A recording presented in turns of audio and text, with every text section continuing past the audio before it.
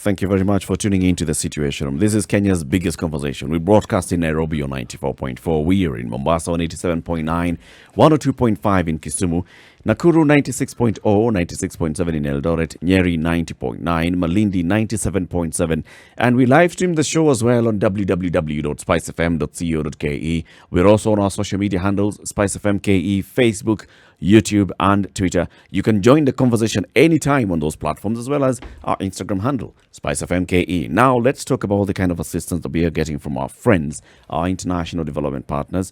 And we're joined now on the line by two ambassadors. One is Ambassador Mette Knudsen, who's the ambassador of Denmark to Kenya, and Ambassador Simon Mordue, who is the EU ambassador to Kenya. Good morning, ladies and gentlemen, Your Excellencies. Good morning. Good morning. Welcome to The Situation Room, and thank you very much for speaking to us. It's a pleasure.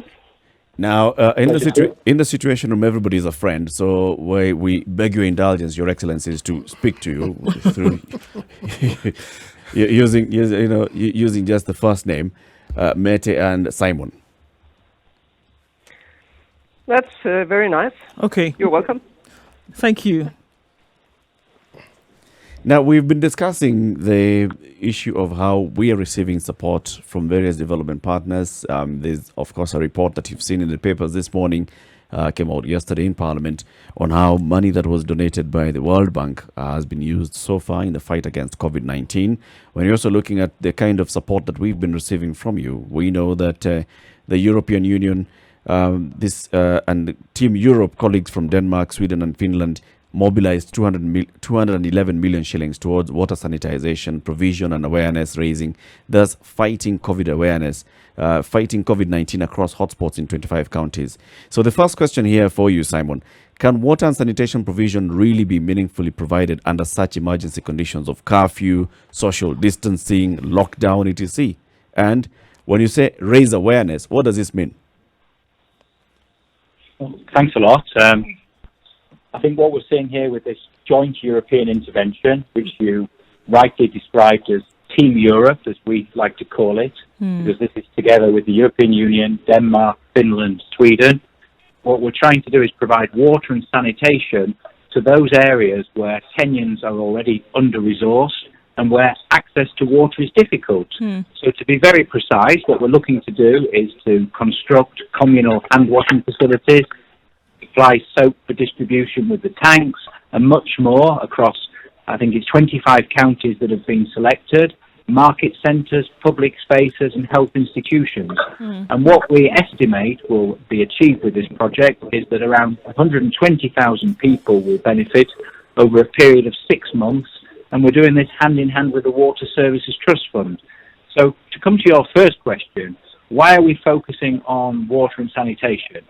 Well, what we see is that the COVID-19 crisis is first and foremost a health crisis, and access to water and sanitation are fundamental preconditions for the success in the fight against this pandemic. And without proper hygiene, the spread of the virus cannot be contained.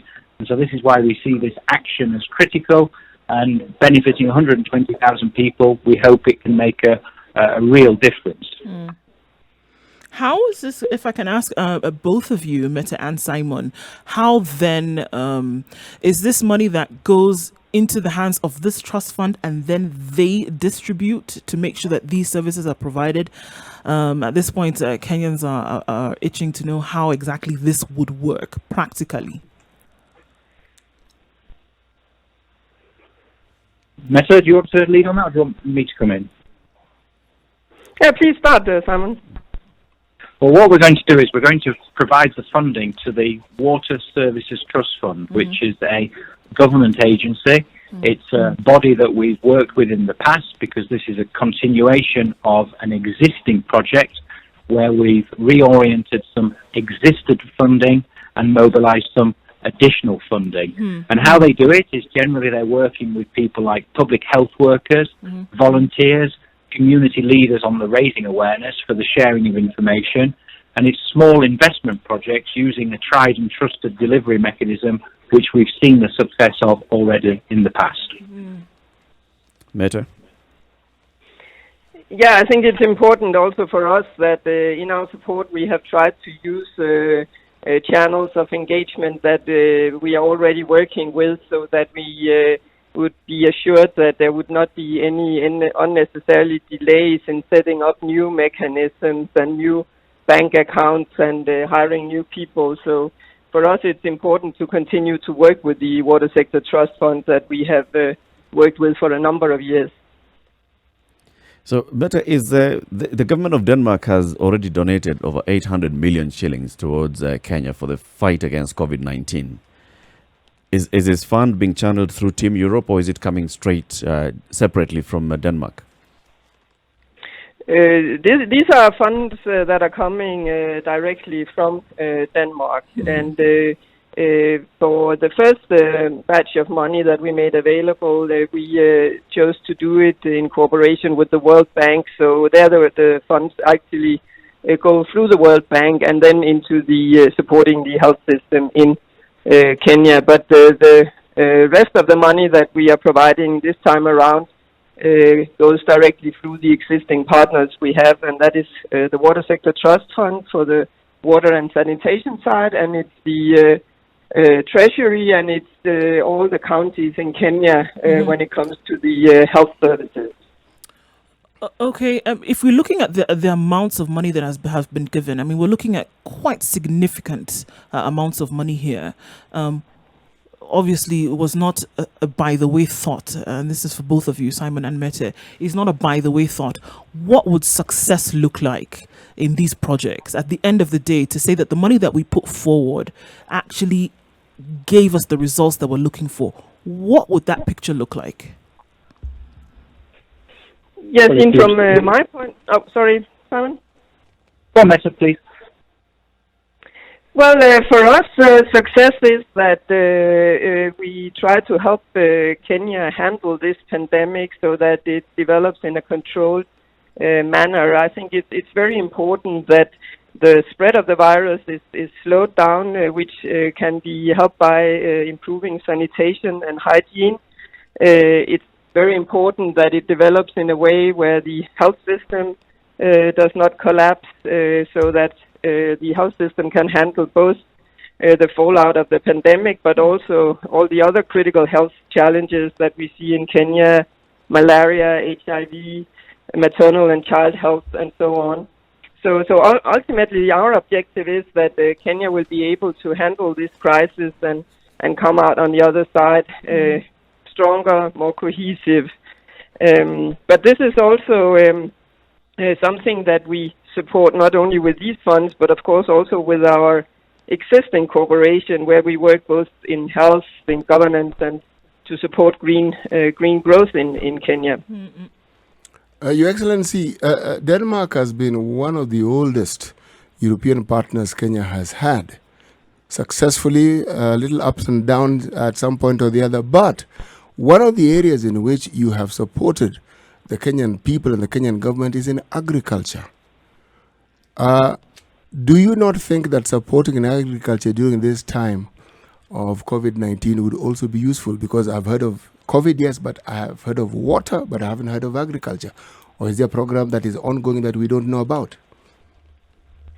No, I absolutely agree with you that this crisis is not only a health crisis, it's definitely also, and maybe at this point in time in Kenya even more, an economic crisis. And we are certainly looking at how we can also assist Kenya with the economic recovery in supporting the creation of jobs, securing people's livelihood and welfare. And we do that in the number of our existing interventions. I could maybe mention that we work with an institution called the Micro-Enterprise Support Program Trust, which is very active in supporting value chains in agriculture and actually supporting farmers and small enterprises in terms of developing their businesses, growing their business so that they can employ people. And this is an engagement that we definitely intend to continue. Mm-hmm. Could I just add perhaps a quick word on that? Yes, go ahead. Because Mette was very discreet.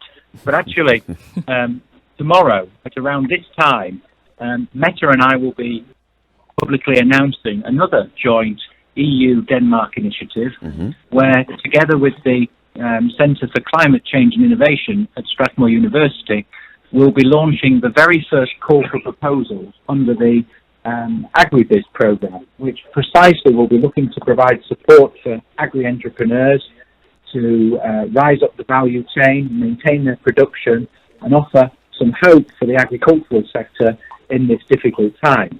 And the agriculture sector is very much part of our package of response measures.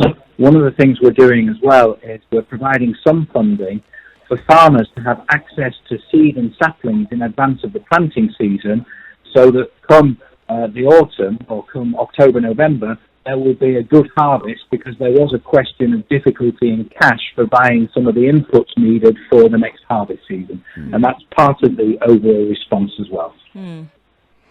Your Excellency Simon, for the longest time, the entities that have taken center stage in supporting Kenya with its healthcare issues, problems and needs has been the US through PEPFAR funding, UNAIDS.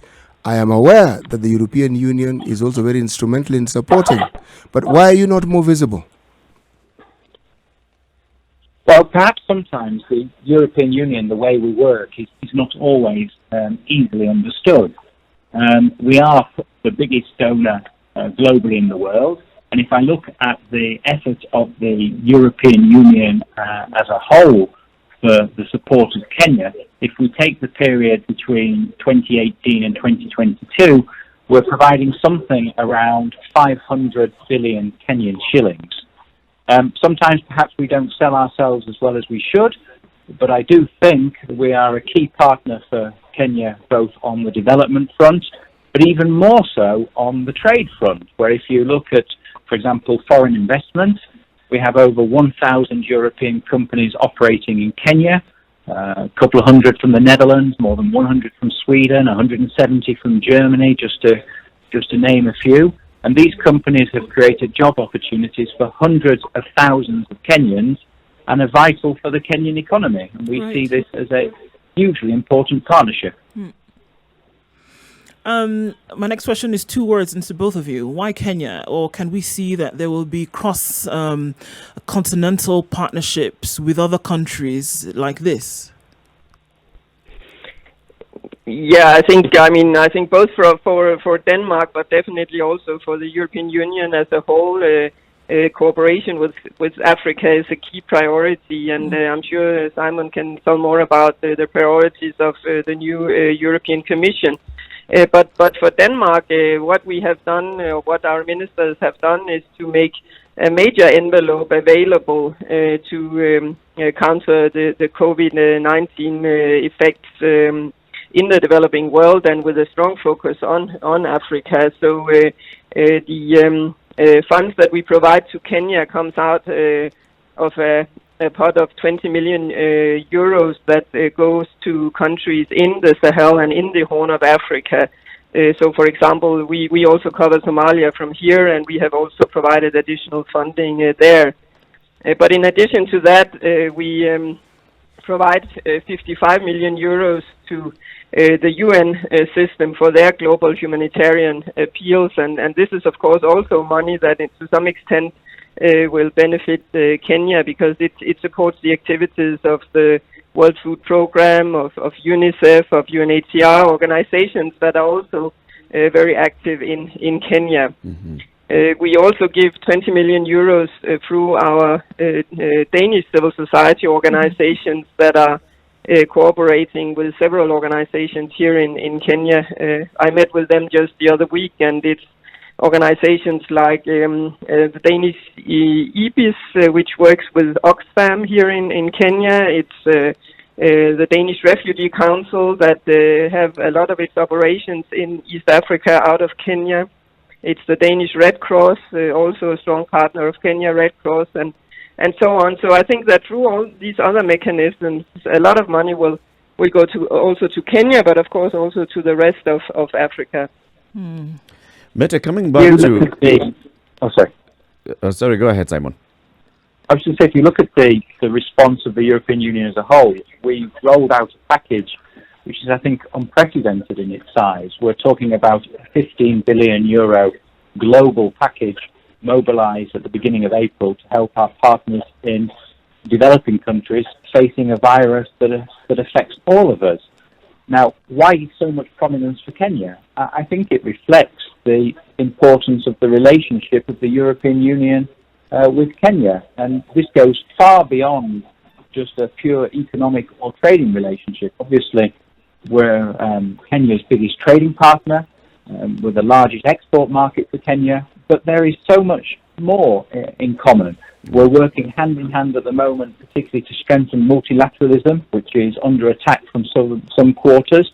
And one shouldn't underestimate the importance for Kenya. This is the only UN headquarters in the Southern Hemisphere. It's home of the UN Environment Program, the UN Human Settlements Program. Kenya itself has championed a number of landmarking initiatives on climate change, wildlife protection, sustainable trade of valuable species. Our interests are very strong and common, and I think in a time of crisis, this is where partners stand up to support each other, and this friendship needs to be remembered. Ambassador Mette Knudsen, you've said that Denmark has donated quite a bit of money going towards water and sanitation. And you're working with an organization, a government organization that you've worked with before and supported before, the Water Services Trust Fund. But for this particular fight against COVID-19, as the beneficiaries of your generous support, what should we expect to see? Are we talking about seeing more water being provided at every household? Because I don't imagine that this is money that's going to start buying pipes and setting up new pipelines. So what shall we see in the next in a few days?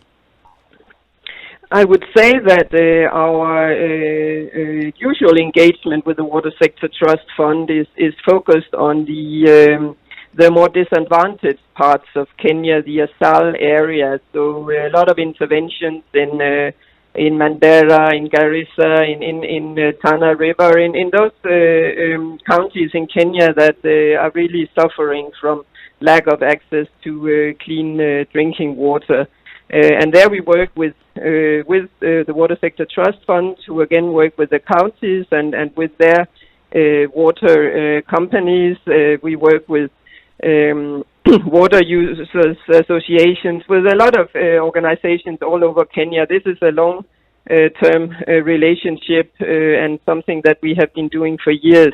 We have also strengthened that recently by an added focus on areas that are hosting refugees. So you will see that in Turkana, in Garissa, we are supporting additional interventions through this fund. Mm-hmm. But the new money and the cooperation we have with the European Union is mainly focused on Nairobi and on the major cities and on the informal settlements in the cities where access to water is a problem and where it's very difficult for the people to live up to the demands of this epidemic in terms of all the hand washing requirements, the general sanitation and hygiene requirements. Mm-hmm. So it would be within the informal settlements that you will see this additional funding being directed.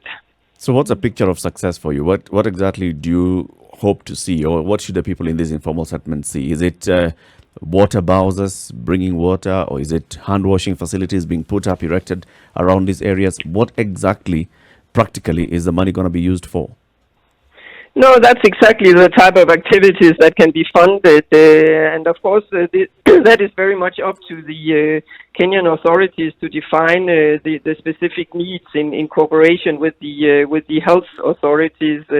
I don't think I'm the specialist on that, but it will be exactly what you're saying: easier access to hand washing facilities, easier access to running water, to possibilities of keeping good hygiene and so on. It will be this kind of activities. And I want to stress that we have mobilized this funding very, very fast. Yeah. Now we really look to the Kenyan authorities to also mobilize very fast to make sure that the money is not in a bank account, that it's actually being spent to make sure that these services are improved, if not tomorrow, then at least next week and the following week.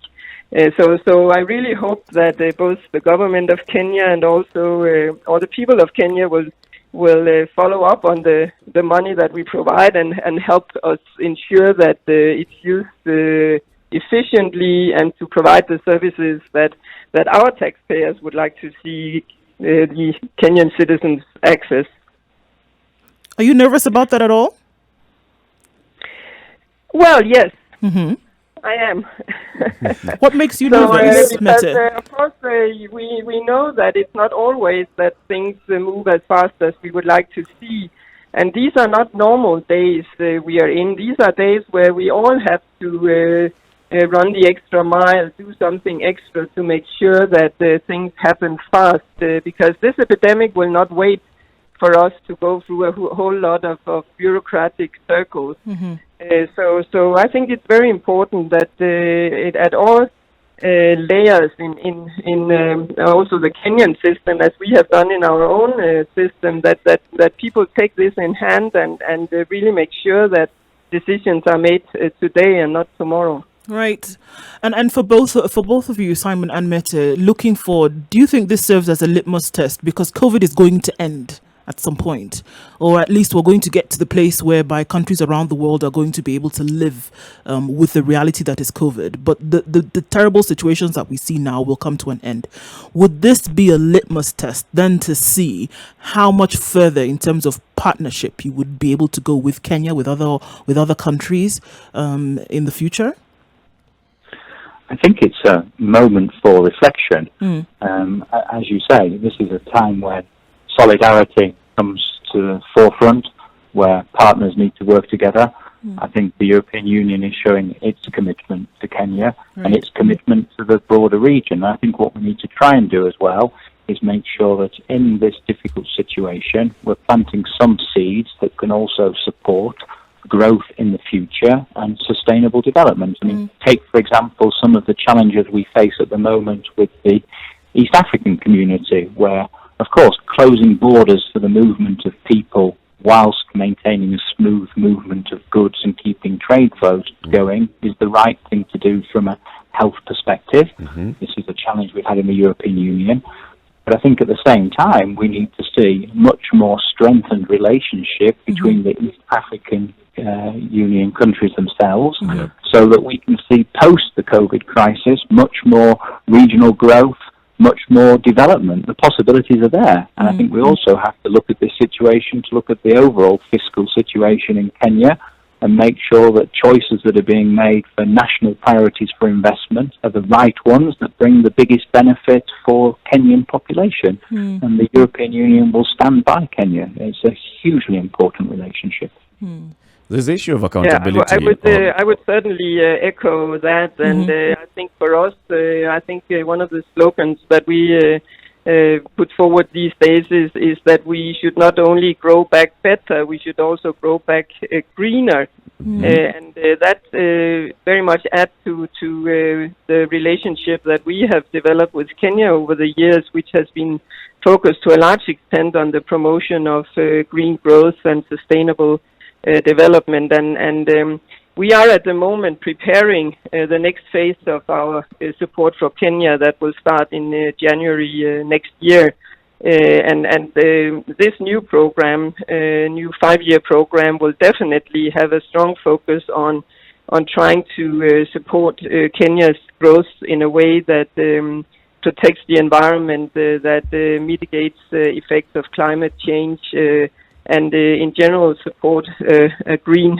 development path.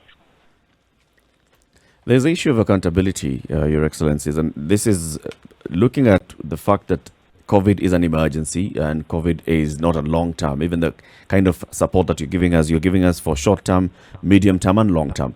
In terms of the short term measures and interventions that you're supporting, have you put in any kind of safeguards to ensure that the money goes into the right function?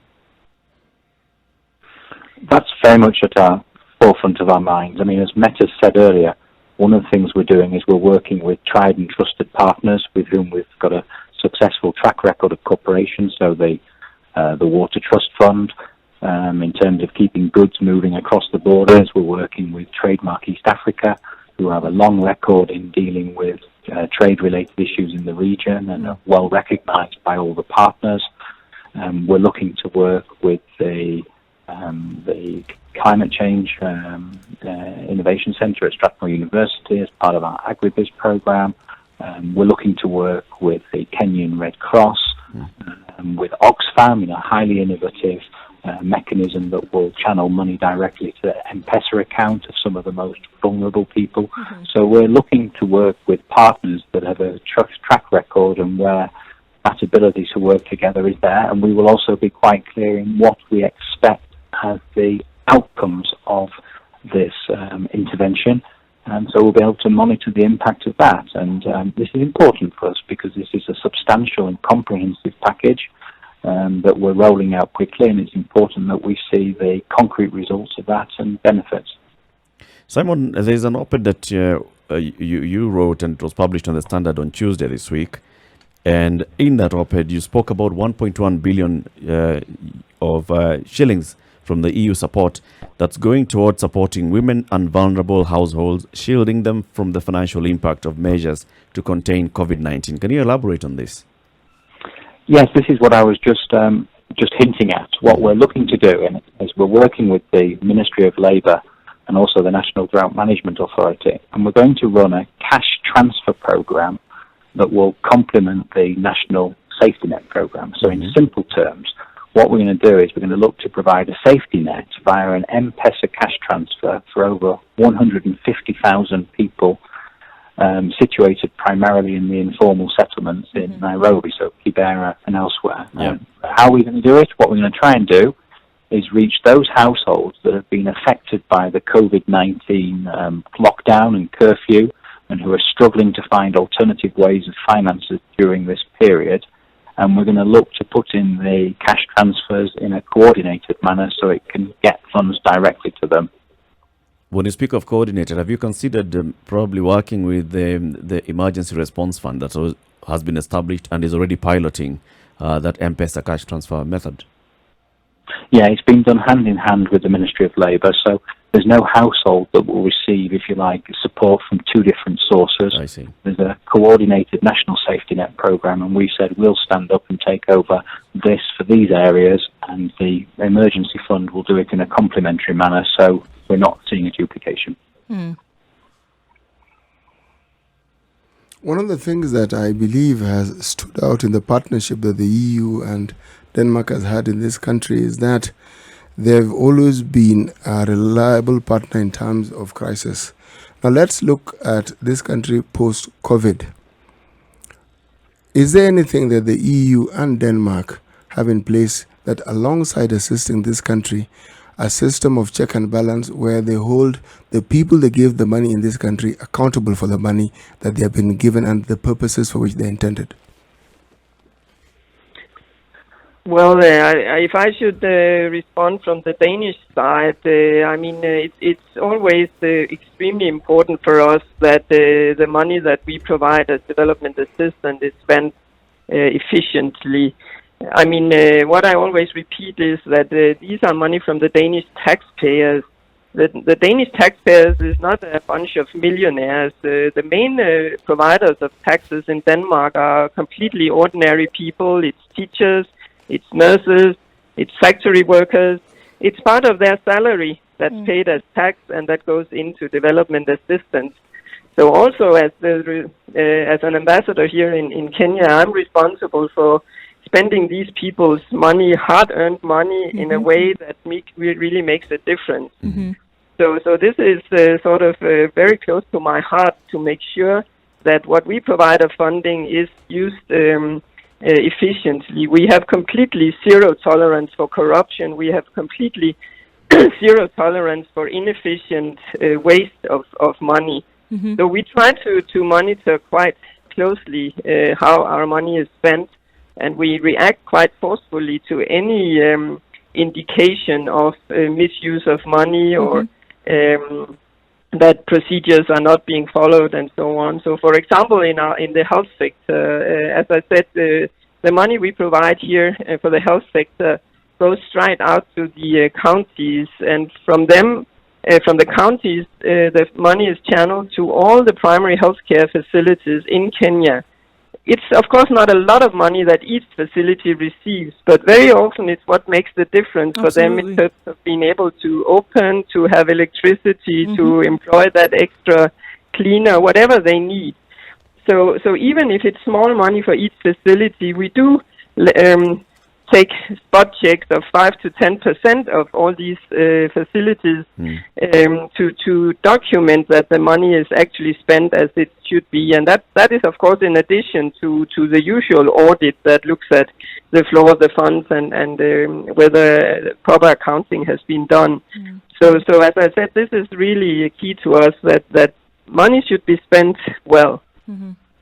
Simon? I mean, as Mette says, I mean, we follow basically the same principle. Lots of visits on the ground to see regularly what's happening. We're clear with our interventions what we want to achieve, and we monitor it closely. But over and beyond, if you like, the obligation for us to make sure that all the funding that we provide is used in a correct manner, we're obviously also very interested in the broader issues around good, sound public financial management in Kenya, where there are still challenges. We have a big program running at the moment with Treasury on the public finance management, which is also looking to improve, for example, the accuracy of the forecasting of revenues, where each year we've seen traditionally in Kenya there's been a huge gap.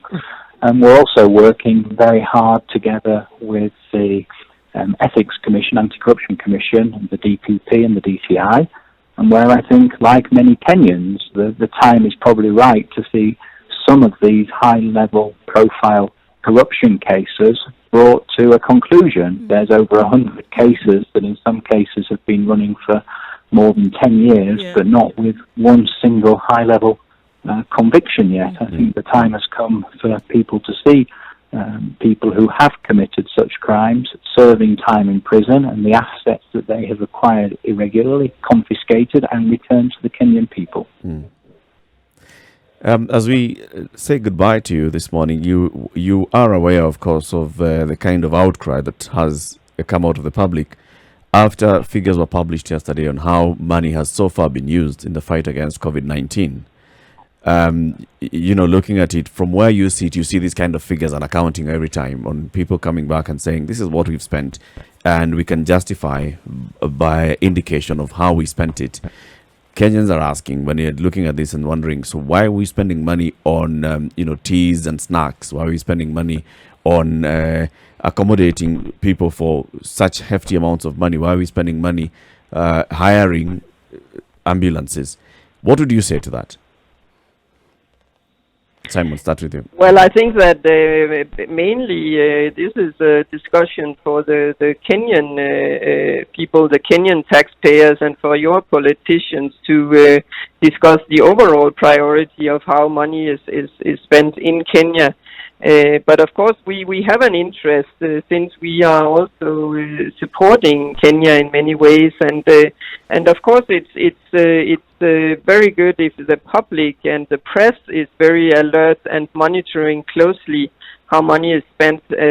That's actually something we also try to support. For example, we work with the civil society organization Uraia in order to for them to strengthen the possibility of citizens to monitor expenditures in the counties, to follow the budgeting process, to follow how money is spent, how they are allocated, and so on.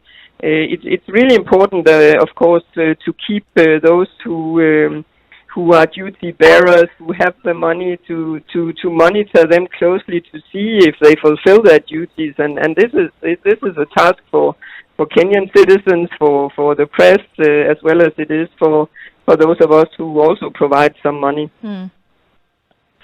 I think I would add to that. I just adding this shows how important as well the office of Auditor General is in a country like Kenya. And I think it gives a demonstration of how important it is to see a new Auditor General appointed to that function as soon as possible. But equally on the positive side, it's a sign also of a vibrant democracy in Kenya, which allows such matters to be discussed in an open manner in the press and in the parliament, and I think that's a positive sign. I mean, on our side, what we try and do is make sure that we're absolutely clear about what we want to achieve in our interventions. We follow it closely, and we can see demonstrable results. I mean, take, for example, one of our flagship projects, the Lake Turkana wind power, funded with the European Investment Bank, a flagship project for Kenya, a flagship project for the continent, which is now producing 17% of Kenya's energy every day with no carbon emissions. These are the kind of concrete, visible results that we need to be able to demonstrate, because as Mette rightly said, the funding we are providing is provided by our taxpayers to the Kenyan population, and we have a duty to make sure that we are producing results and that the funds are being spent properly. We'll take some questions. I'm sure our listeners would like to ask you one or two questions. So we'll open up the phone lines and also take some questions via social media. Spice FM KE on Facebook, YouTube, and Twitter, and Instagram as well. If you've got any question for Ambassador Mette Knudsen, who is the ambassador of Denmark to Kenya, and the EU ambassador to Kenya, Simon Mordue, they're here with us. They're online with us on the situation of this morning at 22 minutes to 9 o'clock.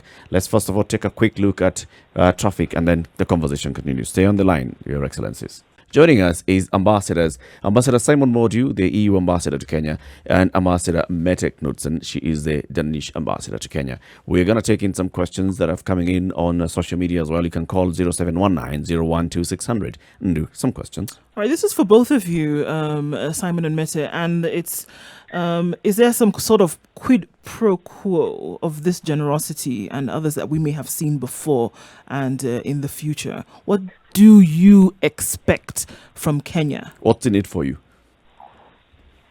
Well, if you allow me to start on that one, there's no quid pro quo. That's not the way we work. What I do think is, as I said earlier in the interview, the EU and Kenya have so many interests in common. We're working hand in hand to strengthen multilateralism at a difficult moment. Kenya is hugely important for the regional security. We recognise the challenges you face and Kenya's citizens face from the Al-Shabaab terrorist threat. We've been providing funding for the African peace support operations since 2007. We're the main financer of AMISON. We've continued supporting the AMISON activities for the period ahead. We're working hand in hand as well with you to improve the safety off your coast with the NAFO Atlanta Regional Maritime Security Mission. So our interests are so close, so tied. This is a partnership, and one which is based upon mutual respect. There is no cheap quid pro quo demands being made. This is a time when the world needs to work together, and partnerships such as this are important. Well, I can only echo that. I think that for us, our prosperity, the peace in our part of the world, the welfare for our people is closely interlinked with also the peace and prosperity and welfare of Africa. And the African continent is the closest neighbor of Europe, and we have long ties, Denmark especially, to Kenya over the years. And for us, this is, as Simon has stressed, a partnership where we work together and where we, together with Kenya, often have the same goals. I can also just refer back to the autumn where Kenya and Denmark were the co-conveners of the International Conference on Population and Development here in Nairobi. Just another sign that we share the same goals and objectives in our world. Another question that comes in from someone else is, in terms of support for Kenya, how large is the purse? If you see that the situation might get worse or more dire, are you willing to help, and how much more? I mean, from our side, I mean, our minister is still looking at mobilizing more funding also for the long-term recovery of countries that have been severely affected by the virus. But in addition to that, as I mentioned earlier in the program, we are looking at the moment at preparing the next 5-year program of our cooperation with Kenya, which is with an envelope of, I think, what is it in shilling, 13-14 billion Kenya shilling over 5 years. So we are strongly committed to continuing our engagement with Kenya. Similarly, on the EU side, we're in a period now of finalising our preparations for the next programming period, and I expect to see Kenya continuing to feature prominently. And I mean, prior to the crisis, we had identified a couple of main flagship priority areas from discussions we've had with the government so far. One was around the whole theme of greening the economy, looking to create a circular economy where resources were used more efficiently, more effectively, less waste, moving away from carbon-intense emissions to replicate the kind of success we saw with the Lake Turkana wind power plant or with some of the renewable energy solar plants we've been providing support for in the Rift Valley.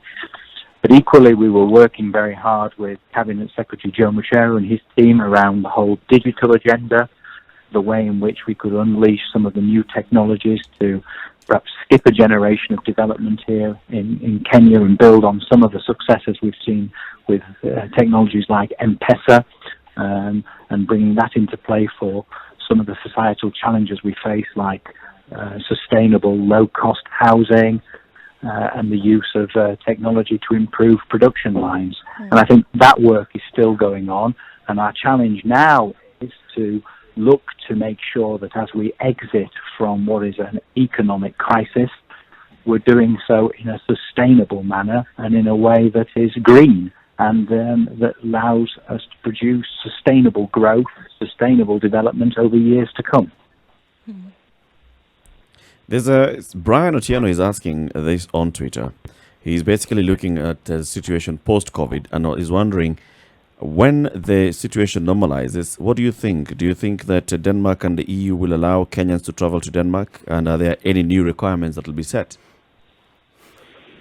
No, I mean, I think I should answer that.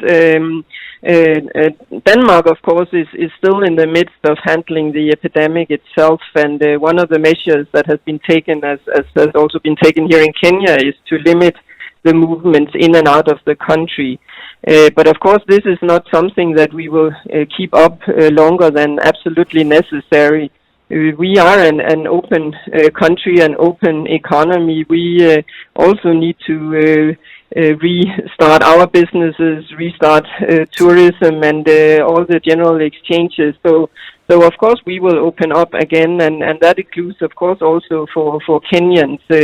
We have a lot of Kenyans that were supposed to travel to Denmark this year for different courses, different seminars in connection with our engagement here, and of course we want them to come and visit Denmark as soon as possible.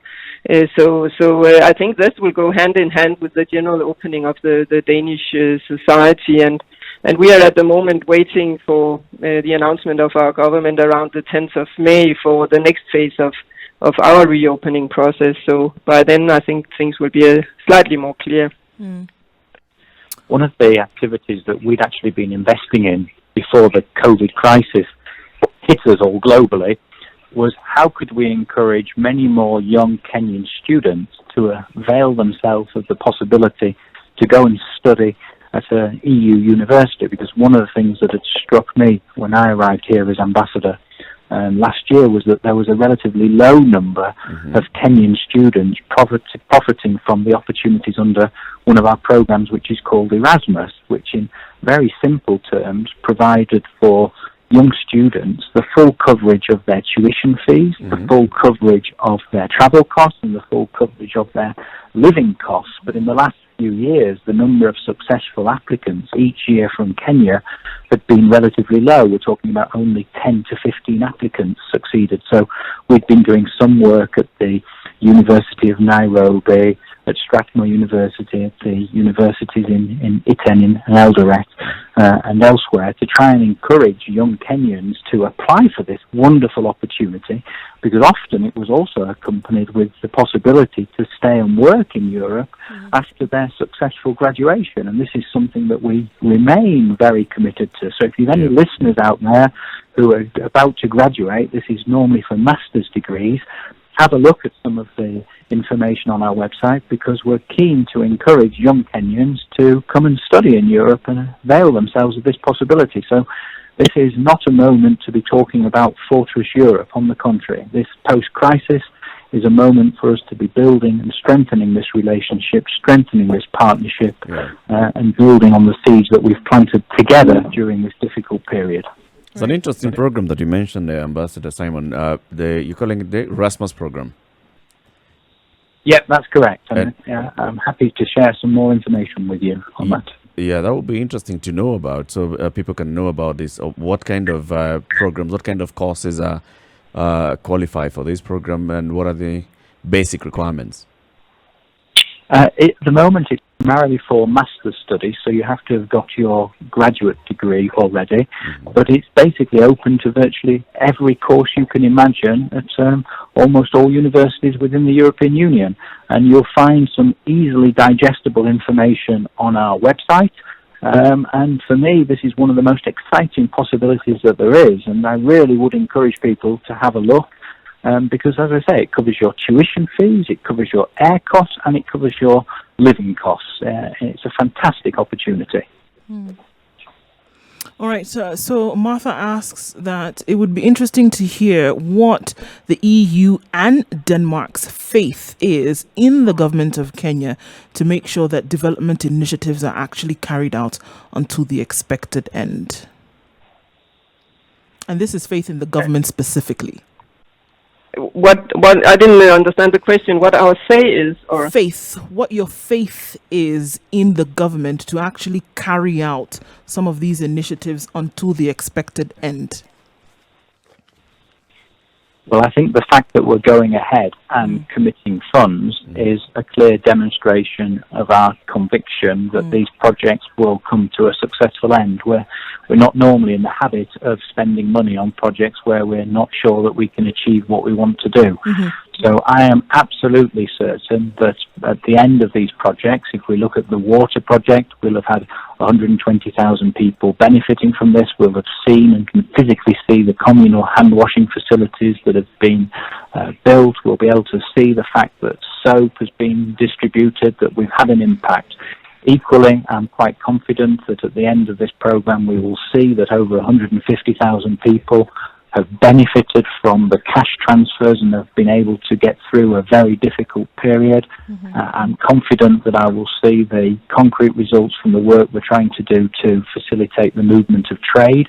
And here a point I want to make is very important. We're also doing it in a way that there is something left after the COVID crisis that is still relevant. One of the things we're doing here, for example, is putting in place a system that allows tracking of truck drivers once they have crossed the borders, which will complement an existing cargo tracking system that exists already for the East African community, and this will still have value after the crisis and still bring a huge amount of contribution to increasing confidence on trade movement. So I'm absolutely confident that these projects will reach their successful ends.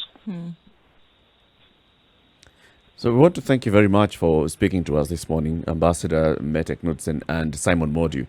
Final words that you'd like to pass on a message to Kenyans, starting with the European Union. In times of difficulty, friends stand together. We're here, we're standing side by side with you.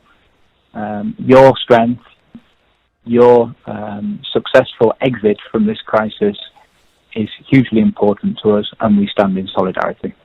Thank you very much. Mette? Yeah, I would definitely echo that and also say I have a lot of confidence in Kenya and in the Kenyan people. You're a resilient, strong people, and I'm sure you will get through this by standing together, by following the advice on how to handle the epidemic by supporting your families, your neighbors, but we are also here with you and here to assist. And I would say personally, I'm in my 5th year in Kenya, bound unfortunately to leave this summer. But it has been an incredibly rewarding 5 years. I'm full of admiration for this country and its wonderful people, and I'm sure you will get out of this stronger and better, and as I said, also with a greener development path. Right. Thank you. Thank you very much, Mette. And I'm sure I'll be speaking for many who have worked with you in saying thank you for all the work that you've done in your tour of duty in the country. Thank you. And wishing you all the best when you leave the country. Come back. You know, Kenya is a beautiful country. You know that. I will come back for sure. Of course, we'll be visiting our friends. Mette Knudsen is the ambassador of Denmark to Kenya. Simon Mordue is the EU ambassador to Kenya. Thank you very much as well for speaking to us, Simon. Thank you. Goodbye. Thank you for both of you. Thank you Have a so good much. one. Oh, it was a pleasure. Bye-bye. This is The Situation Room. It's Kenya's biggest conversation. Good morning. Good evening, everybody. How you doing? Spice FM.